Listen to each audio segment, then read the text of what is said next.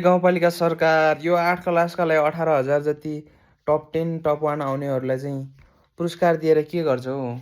जब कि माथि करार लेभलमा थाई लेभलमा जागिर खाँदाखेरि चाहिँ तिमीले आफ्ना मान्छेहरू आफ्ना कार्यकर्ताहरूले मात्रै राख्छौ भने यो जुन अहिले 8 क्लासका बिचरा बालबच्चाहरूले चाहिँ भ्रम किन फैलाइरहेछौ कि तिमी चाहिँ अहिले स्कुलको टपर भनेर पुरस्कार वितरण गरिरहेछौ होइन? जुन हिसाबले त्यो वितरण गरिरहेछौ त्यसले चाहिँ बच्चाको मानसिकमा चाहिँ के खालको पोजिटिभ भाइब दिन्छ भने अहिले पढ्नुपर्ने रहेछ भन्ने दिन्छ। तर तिमीले चाहिँ अब के गर्छौ भनेपछि जब 12 सक्छ उसले चाहिँ तब चाहिँ उसको जुन जागिर खाने समयमा हुन्छ होइन?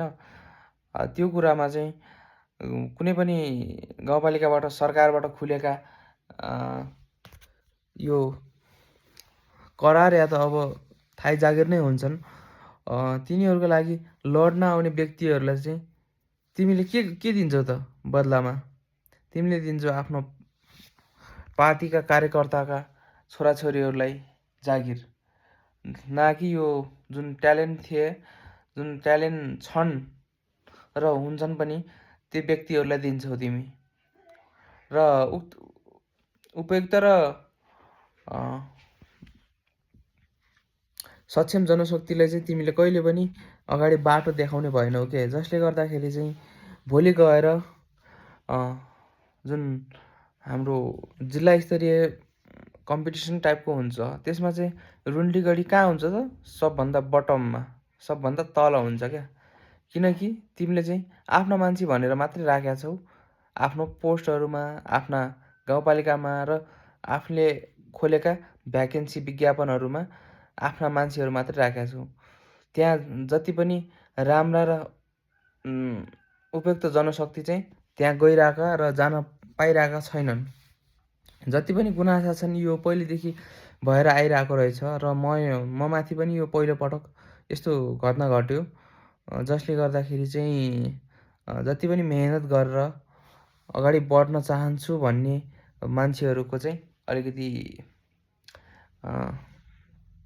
स्तर घटाइन खोजिने रहेछ भनौँ न। तैपनि अब सबै मान्छे त्यसो हुँदैन। मैले चाहिँ त्यस्तो सानो मन गर्ने खालको मान्छे होइन। त्यो भएको कारणले गर्दाखेरि चाहिँ तिमीहरूको चाहिँ काम छैन। यदि उपयुक्त जनशक्ति र राम्रो खालको ट्यालेन्टेड मान्छेहरूले चाहिँ राम्रो पोस्टमा तिमीहरूले पुर्याउन चाहन्छौ भने चाहिँ तिमीहरूले सक्दैनौ। किनभने तिमीहरूको त आफ्नो मान्छे, आफ्नो कार्यकर्ता हेरेर राख्नुपर्ने रहेछ होइन? तिमीहरूको त्यस्तो रहेछ। विज्ञापन पनि किन खुलाउँछौ हो? डाइरेक्ट राख न त आफ्नो जुन मान्छेहरूलाई हुन्छ होइन? त्यो आफ्नो कार्यकर्ताहरूलाई चाहिँ त्यो सिक्रेटमा आफूहरूले चाहिँ देऊ न त। तिम्रो सामाजिक सञ्जालमा ग्रुप होला पक्कै पनि। त्यो ग्रुप मार्फत चाहिँ कसका छोराछोरीहरू चाहिँ बेरोजगार छन् भनेर चाहिँ डाइरेक्ट त्यो मेसेज प्रोभाइड गर क्या। हामीहरू बाहिरका जनताहरूले चाहिँ उल्लु नबनाऊ क्या। बाहिरका जनताको बिचरा त्यत्तिकै खर्च नगरिदिऊ क्या पैसा। तिम्रो आफ्नो मान्छे थाहै नहोस् क्या हामीलाई। त्यति गर ल। गर्छौ भने तिमीहरू क्षमता छ भने। नत्र भने यो दुनियाँको आँखामा त्यो छारो छर्ने काम चाहिँ नगर है। म चाहिँ यति भन्न चाहन्छु। यो तिम्रो चाहिँ यो चेतावनी पनि हो यो गाउँपालिका, रुन्टीगढी गाउँपालिकालाई। यो पुरै तिमीहरूको त्यो पुरै सबै यो कुराहरू चाहिँ माथि हाम्रो गृहमन्त्री सुदन गुरुङसम्म जाओस्, जो जेनजीको नेतृत्व गरेर चाहिँ अगाडि बढ्नु भएको छ। त्यहाँसम्म यो भिडियो पुर्याउनमा चाहिँ हजुरहरूको साथ सपोर्ट चाहिएको छ।